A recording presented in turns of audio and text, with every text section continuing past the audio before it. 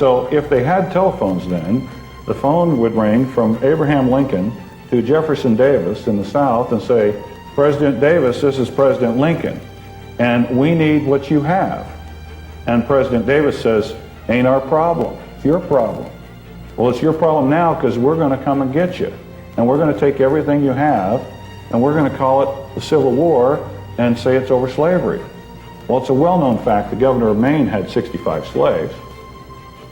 So it wasn't over slavery. It wasn't slavery. I mean, that's a nice history thing, but that's just another rewrite of history. But it was a commerce issue. It was commerce. It's always about money.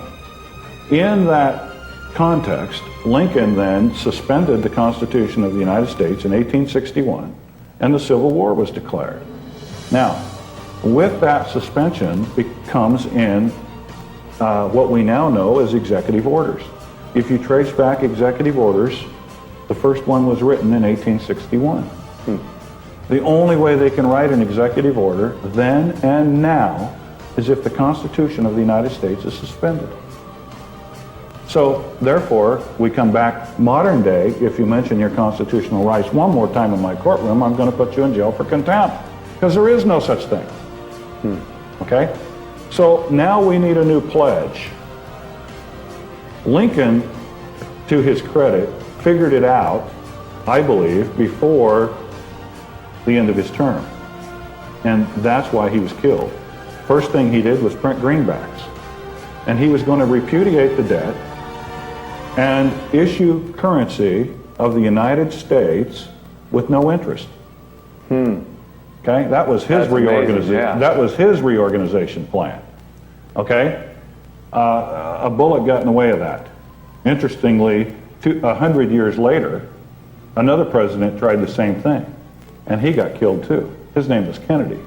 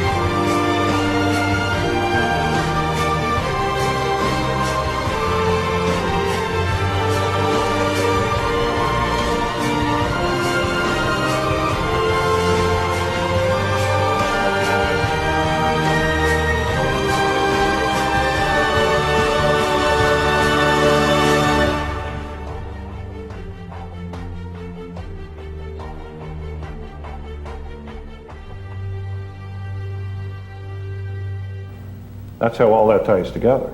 Kennedy printed U.S. notes, and he was going to issue those. Lyndon Johnson's first executive order was to rescind that order that Kennedy had written to issue U.S. notes. Now, if you go then to 1860 and 61, we got to make a new pledge. We pledge all the assets of the South. And in that comes the ratification of the 14th Amendment. In 1871, there's a government called, a corporation called the Government of the District of Columbia, February 19th, 1871. In 1878, the name of that corporation is changed to the United States.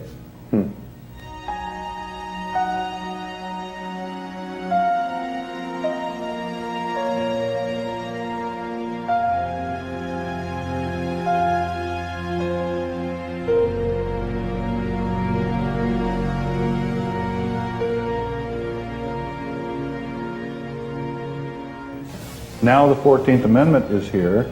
The government of the United States, a corporation is in place, and all the districts. You all live in the District of Washington, Western Division. Did you know that? Yeah, it's amazing. I did know that, but that kind of terminology is totally foreign to us. Yes, yes. We don't think anything of it, but you have to look at Washington, District of Columbia. Okay? What is Columbia? What is that? Anyway, to get back to our bankruptcy story. Yeah, that is a good question. What is that? They pledge all the assets of the South. All the gold, all the agriculture, Everything. The South was paid for. They had everything. The North was bankrupt because that was where all the industry was. There was nobody, it was cold, there's no money, the bankers are squeezing them. So you go into bankruptcy again, you pledge all the assets of the South, and now you jump forward to September 17th, 1929. 45 days before October 29th, 1929. When everybody knows what happens then, the stock market crashes. Roosevelt gets elected in 1932, and the first thing he does for the first approximately 100 days is rewrite everything in this country. He stacks the Supreme Court to back every decision he makes as constitutional, but there's a problem. There's got to be another pledge made because we're still in reorganization. Now, if they've pledged the South, and in 1929 they recaptured all the land because all the farmers went bankrupt, and the banks held all the paper, what is there left to pledge? The only thing left is the people, is the people, is the people, is the people, is the people, is the people. Why do they hate us?